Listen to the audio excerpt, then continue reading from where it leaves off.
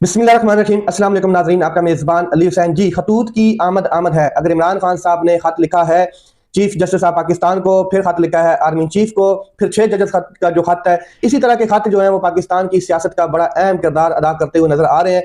तो फिर अमेरिका से भी एक खत आ गया है, और अमेरिका से खत लिखने वाले जो है वो जियो विल्सन है। जो विल्सन वो है जिनको 23 जनवरी को जो मोहसिन नकवी साहब हैं उन्होंने मुलाकात की और उनके साथ गेट टुगेदर किया, गपशप लगाई।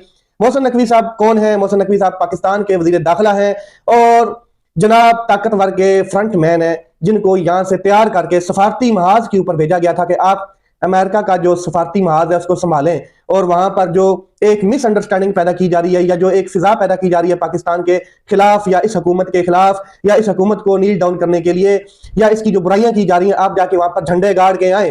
तो ये इन्होंने मुलाकात ज्यादा लोगों से तो की नहीं है, जियो विल्सन से की थी। जियो विल्सन ने पहले भी अपने ट्वीट में, जैसे ही मोहसिन नकवी साहब घर पहुंचे, पाकिस्तान पहुंचे, तो उन्होंने फ्री इमरान खान साहब का ट्वीट कर दिया था। तो अब जब हर तरफ खत ही खत आ रहे हैं, तो फिर जियो विल्सन साहब ने भी एक खत लिखा है और उसमें उन्होंने क्लियर ये वाज़ह कह दिया है कि इमरान खान साहब को आजाद किया जाए। जियो विल्सन ने खत लिखा है जनाब वजीर आजम को, सदर को और आर्मी चीफ जो है पाकिस्तान के, इन तीनों को खत लिखा है। उन्होंने खत अपने ट्विटर अकाउंट पे पोस्ट किया है। मैं आपको बता दूं कि खत उन्होंने क्या लिखा है, उससे पहले ट्वीट में वो क्या लिखते हैं। ट्वीट में वो लिखते हैं, grateful to send this letter today to the political and military leaders of Pakistan to free Imran Khan, कि इमरान खान साहब को आजाद करें जनाब। बस आगे सुने, I will also be engaging the Trump administration on this region या ऑन दिस इशू। मतलब कि मैं अब एंगेज करने जा रहा हूं, इसको एंगेज करूंगा, जो ट्रंप इंतजामिया है उनको भी बताऊंगा, आगाह करूंगा कि इस मसले के ऊपर वो भी जो है अब ऑन बोर्ड हो, ऑन पेज पर आए वो, और मैं उनको इस हवाले से बताने जा रहा हूं। तो US Pakistan relations are strongest, ये कह रहे हैं वो जनाब, व्हेन पाकिस्तान इज डेमोक्रेटिक। वो कहते हैं जनाब पाकिस्तान और अमेरिका के जो ताल्लुकात हैं बड़े मजबूत हैं 70 सालों से, लेकिन तब है जब अमेरिका और पाकिस्तान के ताल्लुकात तब मजबूत हैं जब पाकिस्तान एक जमहूरी मुल्क है। और अब पाकिस्तान में जमहूरियत कहां रही है, बढ़ गई है। तो साथ में वो कहते हैं इमरान खान साहब को आजाद करो, फ्री इमरान खान। क्लियर उन्होंने नीचे लिखा है कि फ्री इमरान खान, इमरान खान साहब को आजाद करें। तो जनाब ताकतवर का भेजा हुआ एक फ्रंटमैन मोहसिन नकवी, जो बड़े मतलब के शानो शौकत के साथ पाकिस्तान की नुमाइंदगी करने, सफारती महाज को संभालने वहां पर पहुंचा था। एक्चुअली कहा यह जा रहा था कि वो ट्रंप की जो हलफ बर्दारी है उसमें गया है, लेकिन ट्रंप की हलफ बर्दारी में हमें जयशंकर यादव तो नजर आया, भारत का वजीर खारजा, मगर कैमरे की निगाह ने मोहसिन नकवी को कहीं भी उस हाल में नहीं देखा। तो जनाब फिर बाहर मिलते रहे, कांग्रेस के जितने पार्लियामेंटेरियंस हैं उनको मिलते रहे, और जियो विल्सन को मिले, सलाम लिए, उनके साथ नाश्ते किए। तो उन्हीं की जानिब से ये खत लिखा गया है। जियो विल्सन ने वजीर आजम, सदर और आर्मी चीफ को खत लिखा है। आप वजीर आजम, सदर को खत लिखने की जरूरत नहीं थी, उनका नाम ना भी मेंशन करते, आप सिर्फ और सिर्फ आर्मी चीफ का नाम मेंशन कर देते तो यही काफी था। 70 सालों से पाकिस्तान और अमेरिका के ताल्लुकात हैं। कम से कम आपको इतना पता होना चाहिए कि पाकिस्तान में वजीर आजम को वजीर आजम नहीं समझा जाता है, सदर को सदर नहीं समझा जाता है। ताकतवर लोग ही पाकिस्तान को 70 सालों से चला रहे हैं। वजीर आजम को तो 70 सालों में 5 साल हुकूमत एक बार भी नहीं करने दी गई। किसी को 3 साल बाद उड़ा दिया गया, किसी को 5 साल से पहले भगा दिया गया, किसी को नाअहल कर दिया गया, किसी के खिलाफ केसेस बना दिया गया, किसी को ब्लैकमेल कर दिया गया, किसी को सूली पे चढ़ा दिया गया। ये होता रहा है 70 सालों में। तो आपने अगर खत लिखना ही था तो एक शख्स है जो आर्मी चीफ है उनको ही लिख देते, तो मेरे ख्याल में ये खत का जो मकसद है वो पूरा हो जाता। चले, ये आपका जो है बड़ा पन है कि आपने जमहूरी इक़्तिदार को सामने रखते हुए वजीर आजम को और सदर को भी लिखा है। मैं आपको बता देना चाहता हूं कि वजीर आजम और सदर ये जो इलेक्ट हुए हैं, ओहदों पर बैठे हैं, ये गैर आईनी तरीके से बैठे हैं, क्योंकि ये फॉर्म 47 की इलास्टिक वाली शलवारें पहनकर पार्लियामेंट में आए, और जो पार्लियामेंटेरियंस बैठे हैं उनमें आधी असेंबली जो है वो फॉर्म 47 वाली है। यानी कि फॉर्म 45 तो छीन लिए गए थे, और फॉर्म 45 तो छीने गए ताकतवर की जानिब से, तो ताकतवर ने इनको लाके पाकिस्तान पे मुसल्लत कर दिया। ये अर्दली हुकूमत है। इमरान खान साहब कह रहे हैं ये अर्दली हुकूमत है। अर्दली हुकूमत को आप खत नहीं लिखना चाहिए, आपको लिखना चाहिए जो असल अर्दली जिनके हैं उनको, इनके सहूलतकारों को खत लिखना चाहिए था। चले आगे चलते हैं, पाकिस्तान में ये चीजें तो चलती रहेंगी। इमरान खान साहब ने मैसेज दिया है, बड़ी अहम स्टेटमेंट इमरान खान साहब की। इमरान खान साहब ने कहा कि मैं वापस आऊंगा। ये है वो ईमान की ताकत, ये है वो जज्बा, ये है वो जुनून कि इतनी मतलब के अजियत के बावजूद 1 साल से ज्यादा टाइम हो गया, एक शख्स, एक प्राइम मिनिस्टर साबिक, जो आज भी जेल की उन कठिन दीवारों के बीच में बैठा है कौम की हकीकी आजादी के लिए, वो शख्स उम्मीद में है, उसे पता है, उसको अल्लाह के ऊपर यकीन है कि मैं वापस आऊंगा। वो कहता है मैं वापस आऊंगा। इस एक जुमले ने ताकतवर के मुंह पे थप्पड़ मारा सीधा, कि इमरान खान साहब ने ये कहकर बता दिया कि इंतजामिया, इस निजाम, इस ताकतवर की सारी मशीनरी फेल कर दिया है, ये कहकर कि मैं वापस आऊंगा। ये बिल्कुल ये जुमला बहुत ताकतवर जुमला है। आगे चलते हैं। इमरान खान साहब ने कहा कि मैंने कोई डील नहीं करनी। कौम वाज़ेह बता दूं कौम को कि आपकी आजादी इनसे छीन कर वापस आ रहा हूं, किसी से कोई डील नहीं कर रहा हूं। इंशाल्लाह आपकी आजादी छीन कर वापस आऊंगा। मैं अदलिया की आजादी के लिए दी गई कॉल जो है 10 फरवरी की वकला की, पाकिस्तान भर की बार एसोसिएशन और वकला की जो कॉल है उसकी हिमायत करता हूं। मुल्क में कानून की हुक्मरानी के बगैर किसी किस्म का इस्तेकाम मुमकिन नहीं है। मोहसिन नकवी के पास ऐसी कौन सी गिदड़ सिंगी है जो इस पर ओहदों की बारिश की गई, इशारों पर नाचने वाला एक अकल से आरी शख्स क्रिकेट से लेकर खारजा और दाखिली अमूर समेत सिक्योरिटी मामलात का माहिर कैसे हो सकता है। इमरान खान साहब ने कहा कि पीका कानून अगर लागू करना ही है तो सबसे पहले शहबाज शरीफ पर लागू किया जाए, जिन्होंने मुल्क की तारीख के सबसे बड़ी धांधली और जांदली ज़दा इंतखाबात को फ्री एंड फेयर इलेक्शन करार दिया।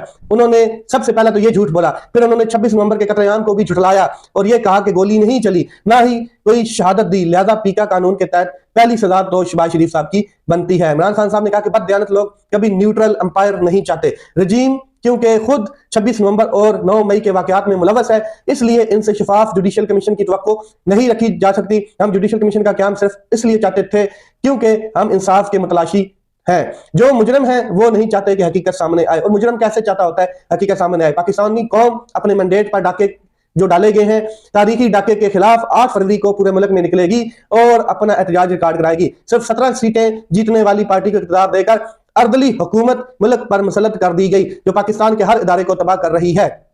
पाकिस्तान में इस वक्त टाउट्स के कब्जे हैं।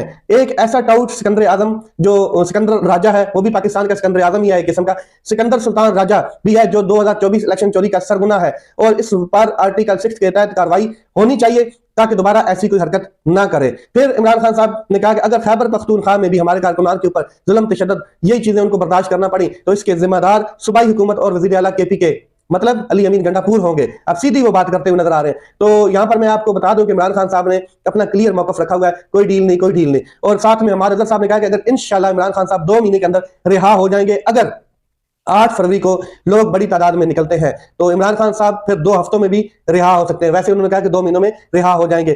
चीजें बेहतरी की तरफ जा रही हैं, इसमें कोई शक नहीं है। शाह महमूद कुरैशी साहब को जब कल अडयाला में पेश किया गया तो उन्होंने भी क्लियर अपना मैसेज दिया, कोई इनफरादी शख्स, कोई इंडिविजुअल चैलेंजेस से निपटने की सलाहियत नहीं रखता। मौजूदा क़यादत दिल और दिमाग से मुल्क का सोचे।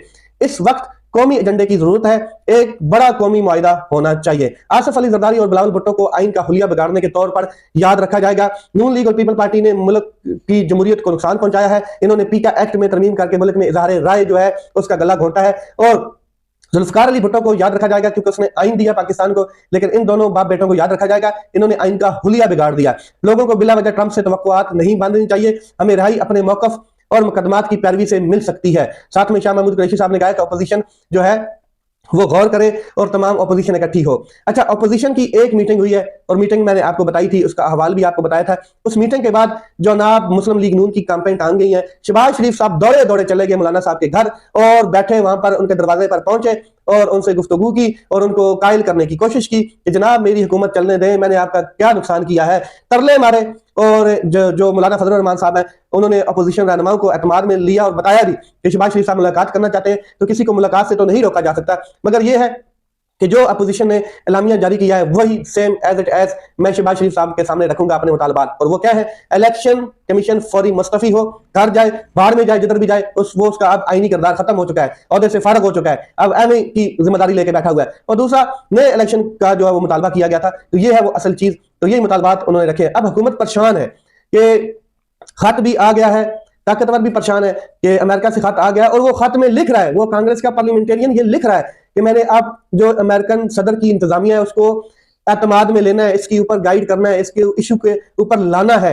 और ये ताकतवर के पांव के नीचे जो है ना जमीन गर्म हो रही है और हुकूमत जो है उसको भी लग रहा है कि अब हालात जो है हमारे हाथ से निकल जाएंगे, क्योंकि एक तरफ ग्रैंड अलायंस भी बन चुका है, जलसे जुलूस भी हो रहे हैं, 8 फरवरी को भी कौम ने निकलना है और फिर वो क्रैकडाउन शुरू हो चुका है, फिर वकला की भी कॉल आ चुकी है 10 फरवरी को और 8 फरवरी को जमात इस्लामी भी कॉल दे चुकी है। हर तरफ पाकिस्तान में एक कशीदगी नजर आ रही है। मैं आपको बता दूं कि ताकतवर की ताकत सिर्फ तब तक रहती है जब तक वो उस ओहदे के ऊपर बैठा रहता है। कल के दिन जो बरसी गुजरी है वो मुशर्रफ की बरसी थी। 9 साल स्याह इक़्तिदार उसने किया है, स्याह सफेद का वो मालिक रहा है और फौजी सदर था, ताकतवर था।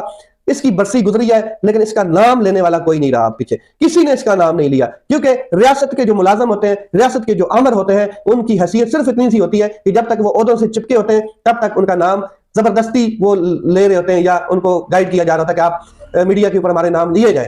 तो सियासी और जमहूरी लीडर जो होते हैं वो सदियों तक जिंदा रहते हैं। आप जुल्फकार अली भुट्टो को देख लें, इसी तरह इमरान खान भी सदियों तक ये नाम लिया जाएगा, और बच्चे, आगे आने वाली नस्लें भी नाम लेंगी जब तक उसके काम दुनिया के सामने पड़े होंगे, जब तक उसकी चीजें दुनिया के सामने रहेंगी, जब तक वो हक पे खड़ा है तो दुनिया में उसका नाम गूंजता रहेगा।